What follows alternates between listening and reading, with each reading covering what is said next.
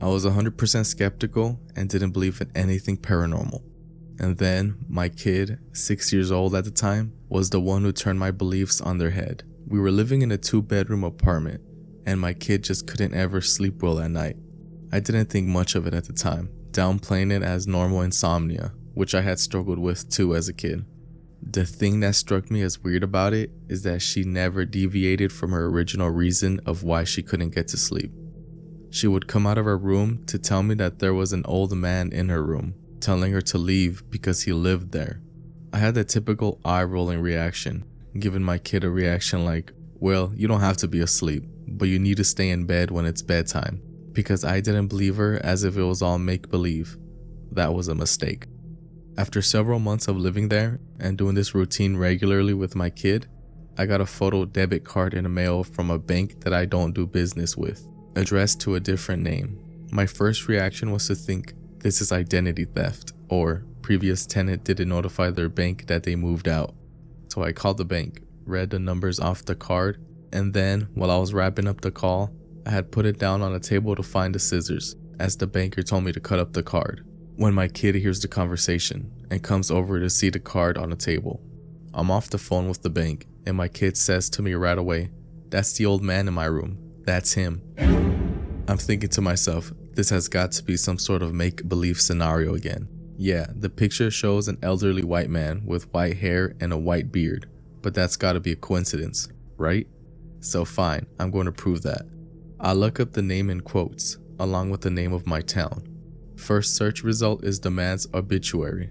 Still not wanting to believe what my 6-year-old was telling me, I got in touch with his surviving family members through Facebook, who were mentioned in the obituary. I found out that this gentleman died in the apartment, succumbing to cancer. He was waiting to move in with his son and convalesce there, but passed away before that move happened.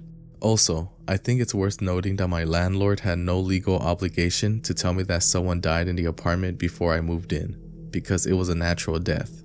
It would have been different if it were a homicide. I should note that I never saw or heard him, the ghost. I only knew about this because of my kid. I asked her about all the things that he had said to her. I pay rent on time every month, and this is my place, not yours, were the most frequent complaints. I worked with a psychic medium to help us deal with this problem, but ended up moving out as soon as my lease was up. Never heard about it again once we moved.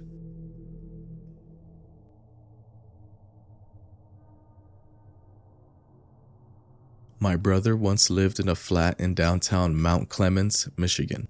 The Clem was known to be a hotspot for baths back in the Depression era, and was booming with activity. Nowadays, it has some rundown parts. This is where my brother rented his flat. It was a giant, old, raggedy house which was now separated into multiple odd apartments. Anyways, long story short, he always admitted to odd experiences.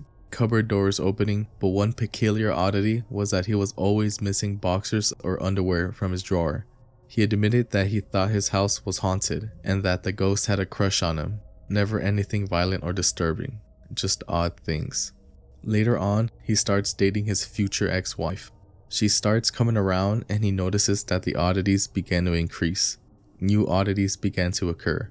His girlfriend would always find her shoes, which were left on a mat inside the apartment, outside the door on a patio in the morning. She'd always comment to my brother to stop putting her shoes outside.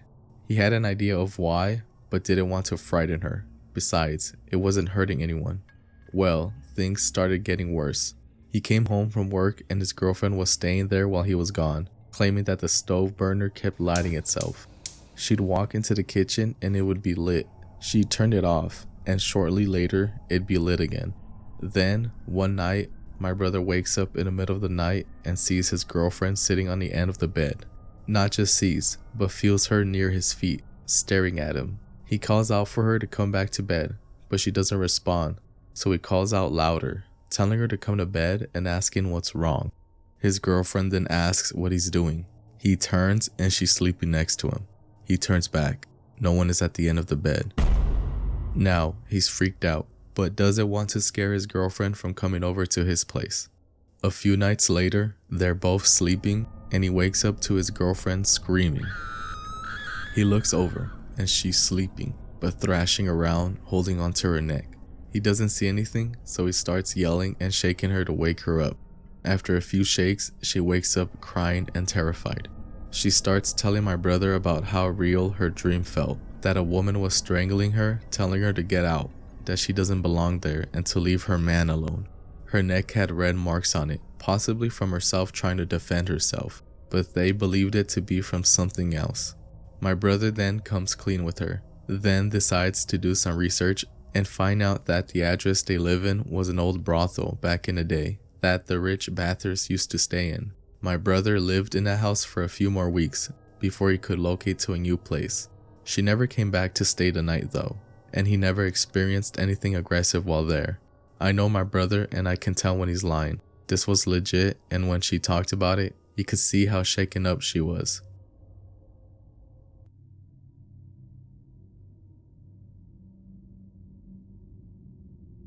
This is a story I don't often tell.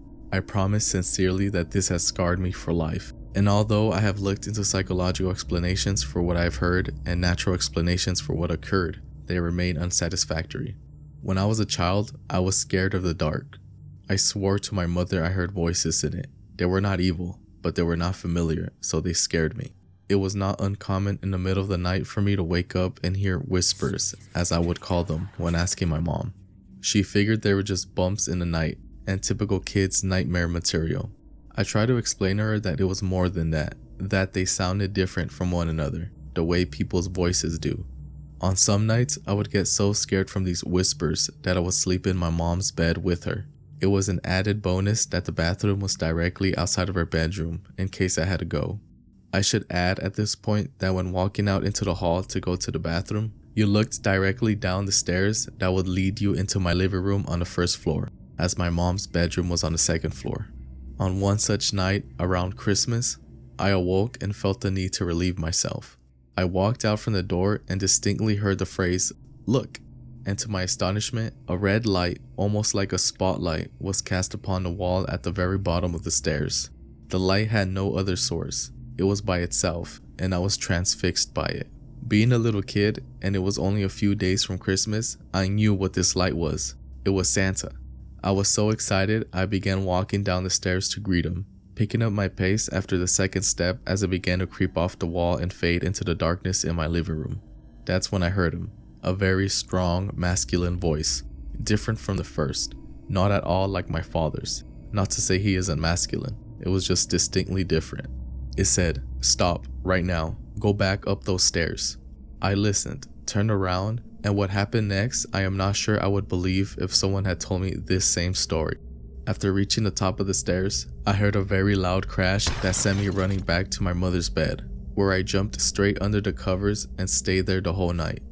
When we awoke the next morning, the Poinsettia Lights, little Christmas flower lights that glowed red, my mother had put on a railing down the stairs, were pulled straight down to the bottom of the stairs, some broken from what seemed like a forceful tear, laying in a single pile. The dry sink in my living room had fallen from the wall. My mother could not explain it. My father was worried we had been the victims of a home invasion. My sister was crying.